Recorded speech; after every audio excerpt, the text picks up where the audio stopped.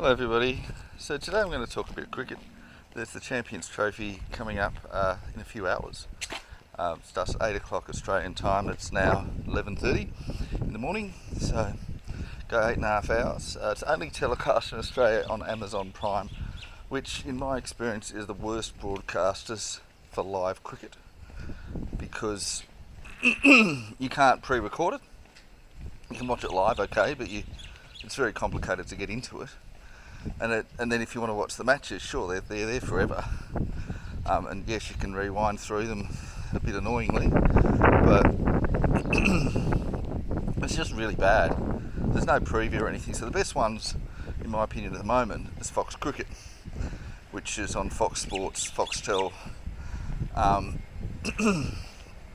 And yeah, sure, you have to get the Foxtel, but at the moment that's $40 a month. That's not that bad. Although I suppose Amazon's, what is it, $9 a month? And then of course you get your free delivery and stuff. So I suppose Amazon's cheaper.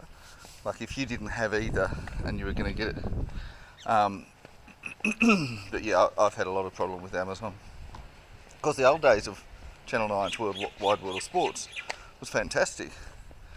And even before that, when they used to have ABC used to do it. And I remember back then, ABC were pretty amateur, but they were okay. Radio's okay too. Channel 7 was really awful for the Sri Lankan tour, to just do the bare minimum. But Amazon, is, in my experience, has been the worst. So the Champions Trophy is every night 8 p.m. and Australian time it'll finish at 4 a.m. which essentially means if you're going to bed on normal, say 10, 10:30, 11, like most people would do on a weeknight, you're going to watch maybe half, not quite half. And you don't want to watch half. If you're going to watch half, you want it to be the second half, not the first half. You want to be watching the chase, not the start, not the setup. It's like watching the start of a movie and then not being able to watch the end. So, really annoying. And I mean, the time zone's just awful. And I've noticed that, so it's mainly in Pakistan, and in Pakistan that corresponds with starting at 2 p.m, which is probably a normal one-day international start time, so they'll do 2 p.m. to 10 p.m. their time. And of course, half the matches are in Dubai, in the United Arab Emirates, and those ones are an hour difference in time zone, but they're starting at 1 p.m. And this is so that it'll appear at the same time every day, no matter where in the world you are. So they're also 8 p.m. to 4 a.m. for us. So that's nice and convenient for them. And I'm sure for people living in Pakistan, and I don't know if it's the same time zone in India or a little bit different. But if it's finishing at 10 p.m, that's nice and convenient for you. You can follow it a little bit while you're at work. Probably finishing work about 5:30, listening to the end of the first innings on the radio as you're coming home. Go home, have your dinner during the break, and then after dinner you watch the second innings, and then finish off, get to go to bed at a normal time at 10 p.m. Nice and convenient. That's really peak hour viewing, and I think that's nice and convenient for them. And look, I don't bemoan that, but it is really annoying for me and for people in Australia who, for us, it's 8 p.m. to 4 a.m. And which for us means we finished our full day, we've had our dinner, we're oh goodness, got a little stuff stuck in the back of my throat, but anyway, yeah, finish your dinner, and yeah, sure, 8 p.m. is still okay, but it's not finishing in 2 hours. Like, that'd be okay if that was a T20 match, but you know, you can probably tolerate staying up to midnight, but then that only gets you to the halfway point. Are you going to stay up till 4 a.m? You might once. 4 a.m. is really pushing it. It's really hard to stay up that late. But you might once for a really crucial match, a really exciting one. But even then, you'd want that to be on a weekend. But even staying up till 4 a.m. on a Friday night is difficult. You know, even though you've got Saturday and Sunday to recover. But this is every day for 2 weeks basically. And I know they've got the 1 day gap between the group stages and the semi-finals, and then after the semi-finals they got, I think, 3 days off, and then they got the final. So, essentially a third week for the finals. But yeah, it's going to be annoying. So as for the team, so we've got 2 groups of 4. Now a lot of people have got a bit confused and they've picked their semi-finalists and had 3 from Group A and 1 from Group B. It doesn't work that way. You've got to pick 2 from Group A and 2 from Group B. Now Group A I think is the stronger group. So Group A has India, Pakistan, New Zealand and Bangladesh. Now Bangladesh isn't having Shakib Al Hasan and there's really not a lot of strength there. I would not expect Bangladesh to win any matches. They're pretty much not only the worst in that group, but the worst out of the 8 in terms of likelihood of success. That doesn't mean they've got no chance of winning a match. They could. I think Pakistan is their best chance, and not to say that Pakistan's the next worst, but as we all know, Pakistan can be up and down. If Pakistan are down, if they've lost to New Zealand, they're out of the tournament. They could lose to Bangladesh as well. I can't really see New Zealand losing to them, and I certainly can't see India. So, look, in theory, they could beat Pakistan and New Zealand and qualify with 2 wins, because 2 wins is probably enough to qualify. Unless you get 3 teams on 2 wins and it gets down to net run rate. Ordinarily, 2 wins is going to be enough. So yeah, essentially, think about it. You're going to have the group dynamics is either going to be 3-2-1-0 as far as wins are concerned, or it's going to be 2-2-2-0, or it's going to be 3-1-1-1. So, and in this group, I've got a feeling it might end up being 2-2-2-0, but the one with 0 is going to be Bangladesh. So that's a bit of a problem for Bangladesh, and I'd love to see them win, but I just don't see any avenue, even though yes, this is in conditions that are going to be reasonably suitable for them, but they have India and Pakistan there as well who are going to be suitable to the conditions, and New Zealand is actually usually pretty good at playing in foreign conditions. I guess because New Zealand is so different to, say, Australia or England or any other thing like that everything's foreign to them. So they don't have that sort of feeling like, England is so comfortable for us because it's so like us, because England is very different to New Zealand. So they have that chance. Now, I think New Zealand are probably the least likely of the other 3 to make the semis. However, their first match, which is on tonight, is the one that is against Pakistan. If they win that one, they are a chance. Now, I'd say if they lose that, then they're out. But if they win it, I don't think that guarantees them a spot. Because if they win it, it'll put Pakistan on the back seat, and Pakistan, we know they start slow. They will need to then beat India. But if they can beat India, they're on a run, and New Zealand could be the one to miss out. Now, New Zealand have a very strong lineup. They've got some very good batting. Their bowling is a little bit weaker, but they still have a little bit. So they do have a few old, experienced heads. Run rate could be an issue for them, but they could do really well. And I think they're going to be competitive. I don't see them being all out for 20 or anything stupid like that.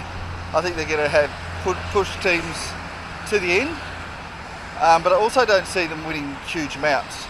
I don't see them getting good net run rate. So if we're having a 3-way tussle for two wins, potentially between India, Pakistan and New Zealand, I think New Zealand's likely to be the one to miss out. Now, they are obviously a chance to make it. Their first up win is crucial for them. If they beat Pakistan, they will think that they've got one foot in the door. I don't see them getting past India, but you never know. They have been able to beat India occasionally, and they should beat Bangladesh. Sorry, not Sri Lanka. And the thing is, they could potentially finish this unbeaten. They have been known to have such runs.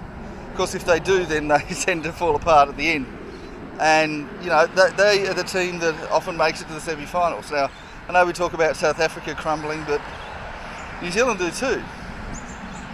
Except for they haven't been quite as big a hoodoo as South Africa do. So I think New Zealand might make it, and I think they are a good chance. But it's in Pakistan, or a lot of the games will be, and Pakistan are going to be pretty hard to beat. Now then you have Pakistan. Now I think Pakistan really need to pull their fingers out and win that first match. Now it is at home. It is against New Zealand, who are a tough side, and I'd say on a neutral venue I'd pick New Zealand. But in Pakistan, I think that Pakistan should have the edge. But it's not a straightforward contest.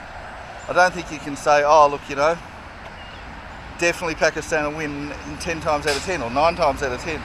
And I think the fact that it is the opening match makes this a worry. Pakistan would rather start against Bangladesh, although maybe if they're going to lose the first one, they don't want it to be against Bangladesh. It's a tough one. It's one that they need to be mentally ready for. I mean, you have Shahid Shah Afridi, that's a really good bowler, and you have some really good batsmen. You've got Babar Azam, you've got Mohammad Rizwan. There's quite a lot of really good batsmen there. They do have some more solid batting than they used to. Run rate could be an issue for them. I don't think they really have that many players that can really score really quickly. But they have a lot of bowlers that can bowl a team out, so it doesn't really matter. It is a fairly strong Pakistan lineup. I think they will struggle against India in this side.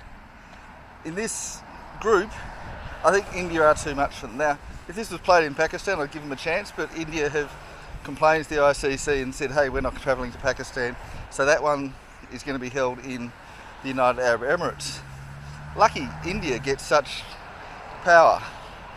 And we know that Pakistan tend to lose against India in head-to-heads in ICC tournaments. Now, there's been a few exceptions. It's not exactly a foregone conclusion, but I even think just looking at the sides, it's hard to imagine India losing. Now, it's possible, but India do have a much stronger team. And I'd say, even on a neutral venue, India has a stronger team than New Zealand. But Dubai it's Pakistan's home away from home, but it's probably not going to favour Pakistan as much as playing in Pakistan. So Pakistan are going to have it tough, but I think they can do it. But it is also a 50% chance that they won't do it. So it's a tough one. Now India, I think, pretty much guaranteed to make the semi-finals. Their biggest problem will be Pakistan. I think Pakistan can beat them. Bangladesh, there's no way. And they should be able to get over New Zealand. I'd say that on a neutral venue, India's team is a little bit better than New Zealand's, but not by much. I'd say, look, the batting is fairly similar, but India have more stroke makers. They can score more quickly. So you have that, and you also have the solid players. They're going to recover from any collapses, and they also have probably a little bit better bowling than New Zealand. So it's possible that New Zealand could win if everything goes right, but it's really difficult. But Pakistan, even though it's probably a weaker team than New Zealand's even, I think Pakistan are the one that could get there over India because of how mercurial and how different a team they have. So Pakistan, of course, have much better bowlers and they focus more on their bowling. And they could bowl India out. Now, that sounds incredible, but it is something that they could just keep pushing for. And they really do focus on their bowling. And you can find an Indian side that's getting 280, 300 against every other team could be suddenly out for 160 against Pakistan. But they will need to do that. If they don't bowl India out cheaply, they're going to lose. If it's just a bat off, India's going to win that one. So they're going to need India bowled out. And even then, that doesn't guarantee them a victory. But they just really need to go for the throat there with the bowling. But it is possible India will miss out. New Zealand could beat them. It's unlikely, but it's possible. If New Zealand and Pakistan both beat them, they're on one win and they're out. If just Pakistan beat them, you could have a three-way net run rate thing. But I think India are professional enough that they will increase their net run rate so high that they will be top of the table even with a loss. As long as it's 2-2-2, 3 teams playing that. It could well be Pakistan with 3 wins, India with 2, and New Zealand with 1 perhaps. But yeah, I think it's most likely that India will finish top of that group. I'd say India finishing top, slightly better chance of Pakistan second and then New Zealand third. But I think that one match, which will be on later today, is very crucial. It's not quite the winner of that match qualifies, but probably. There's a good chance of that, and it's pretty much a coin flip for that result. We head to Group B, and a lot of people have said a lot of different things about this, but for me, South Africa have a complete team that can challenge India for the tournament, and certainly should dominate that group. I don't see any of the other sides coming close. Now, Australia do have some mercurial players. They have Jake Fraser-McGurk, and of course they have Glenn Maxwell. And they have the capacity to get over South Africa. But, Australia's missing 6 key players, 6 first 11 players, so that's a blot. And they're really relying on very much coin flips and unlikely events for them to win. And Australia's bowling is weakened, Australia's batting is weakened, everything's weakened, and so that tells me South Africa is going to be ahead of them. They also have England, who I think have a few holes at the moment. They're missing some of their big guns, and they're not in form, and it's possible for England to win, but I don't think it's very likely. And South Africa tend to be very reliable and consistent, and if they're reliable and consistent, they should get over both those teams. Afghanistan's a funny one because Afghanistan also have a very complete team, albeit that one of their players, Mohammad Nabi, is 41 now, but he's still going okay, and his experience is really telling. So I think that Afghanistan and South Africa have very similar teams in terms of balance, and I think that will be a close match, but I also think that South Africa are better than Afghanistan every way. So we should see South Africa win that one. I think the 3 matches will be reasonably close, but I think that South Africa will probably be unbeaten. Now, the next one along the line, some people are saying that Afghanistan will finish second, and I certainly see that as possible, but I'm putting England as second as my best chance for second.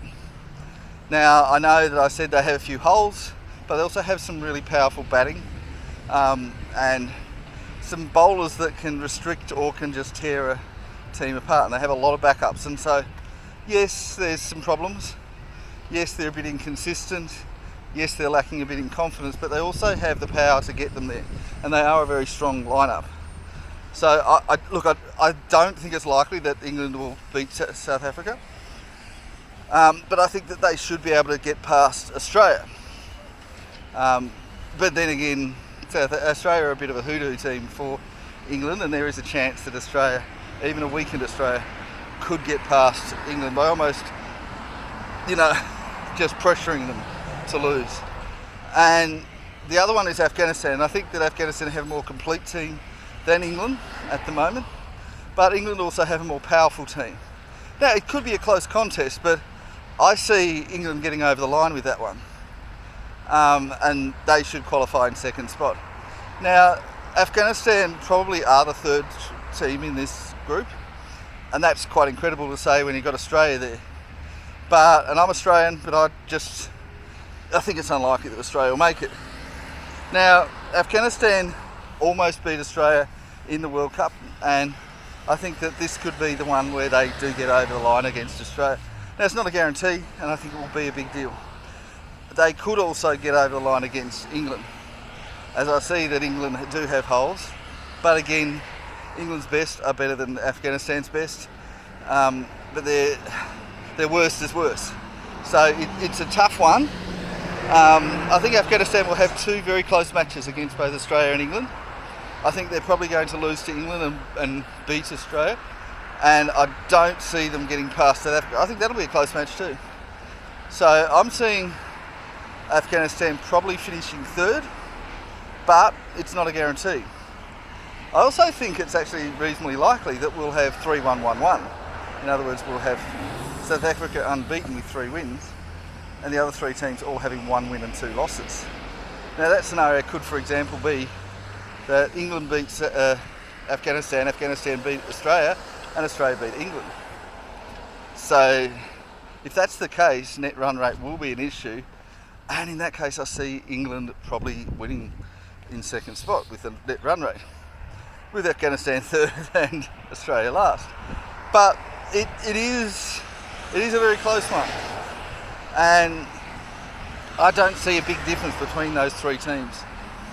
It's, you know, Afghanistan have the more complete team, but they're also lacking those power. Their very best players are not as good as England's very best or Australia's very best. Now they do have Rashid Khan and they have a few other pretty big players, but they're not really that level. They're not the big power strikers. Now Australia do have Jake Fraser-McGurk, who I think if they're going to win a match, they need him to get a quick-fire century. Because I don't think Glenn Maxwell will be enough by himself, even though he did win against Afghanistan in the World Cup.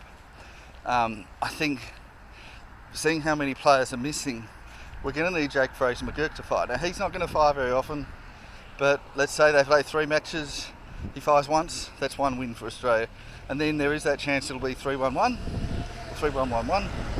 If he fires against England, Australia's winning that match, and maybe, just maybe, you can get a little bit of hope. Look, Steve Smith's there, he's quite consistent, but he doesn't really score quickly enough usually. Marnus Labuschagne, same thing. And you're really lacking in batting, and you're lacking in bowling. I would have loved to have seen Xavier Bartlett go there. Only played 2 matches, but took 4 wickets in each of those 2 matches. He's not there. They've got Spencer Johnson, pretty awful record, but you never know. It's really hard to see Australia. Aaron Hardy, look, I love the guy. He's doing really well. Still lacking that experience. I think this will be good for him. Look, Travis Head in good form, but yeah, he's sort of carrying a bit of an injury at the moment. I think that there's a lot of problems there. So for me, South Africa's getting there, one of the other 3 is, and I'm not sure which one, but in a lot of ways I don't see any of those 3 beating India in the semi-final. None of England, Afghanistan or Australia are winning the semi-final against India. So that semi-final is going to be won by India. Now South Africa could beat either Pakistan or New Zealand in the other semi, but I think if it's Pakistan they're going to lose. But if it's New Zealand, I think we can toss a coin. South Africa and New Zealand are very much a 50-50 contest. So I would see, if it is South Africa versus New Zealand in that semi-final, I think it's a 50-50 contest. South Africa could win, New Zealand could win. They're both going to have issues of nerves and not being able to win knockout matches.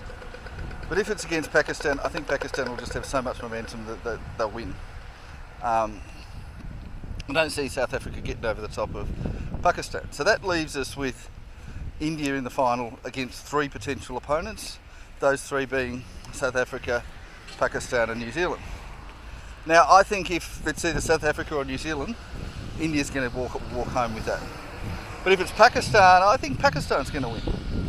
And that's an interesting thing, because I've just said I don't think Pakistan will beat them in the group stages unless they have to.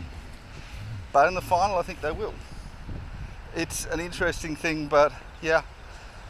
So probably like what do we say? A 2 in 3 chance for India to win the whole thing, and a 1 in 3 chance for Pakistan. I don't see anyone else winning. Look, you never know, there's maybe some minor chance for someone else, but you know, South Africa and New Zealand would be there. But yeah, I really think India most likely, Pakistan second, and they're the 2 main contenders. Yeah, Group A is definitely the tough group. Group B looks to be the weakest one. We could well have 2-2-2-0 for Group A, and we could have 3-1-1-1 for Group B. we could have net run rate play a role in both groups. Anyway, that's it from me. Bye bye now.